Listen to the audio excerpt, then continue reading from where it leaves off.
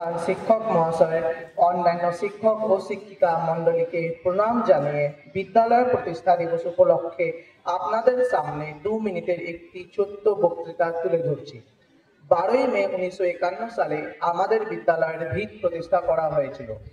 আজ তা 74 বছর অতিক্রম করে 75 বছরে পদার্পণ করতে চলেছে। তাই এই দিনটিকে আমরা একটু অন্যভাবে অনুভব করতে চাই। শ্রী শ্রী ঠাকুর রামকৃষ্ণ দেব, মা সারদা দেবী, স্বামী বিবেকানন্দের ফটোতে মালা পরিয়ে প্রদীপ মোমবাতি জ্বালিয়ে আমরা আমাদের অনুষ্ঠান শুরু করে থাকি। এই পুণ্য লগ্নে বসে আঁকো প্রতিযোগিতা, বৃক্ষরোপণ, নাচ, গান, বক্তৃতা ইত্যাদি হয়ে থাকে। এটা আমাদের জন্য শুধু বিদ্যালয়ই নয়, এটা আমাদের জন্য একটা মন্দির। আমাদের বিদ্যালয়ের নাম রাখা হয় রামকৃষ্ণ মিশন বিদ্যা মন্দির। শ্রী শ্রী ঠাকুর রামকৃষ্ণ দেবের নাম স্মরণ করে আমাদের বিদ্যালয়ের ভিত প্রতিষ্ঠা করা হয়। আমাদের শিক্ষক ও শিক্ষিকারা খুব যত্ন সহকারে আমাদের শিক্ষা দেন, আর এই শিক্ষাতেই আমরা প্রকৃত মনের মানুষ হয়ে দেশে বিদেশে পাড়ি দিচ্ছি।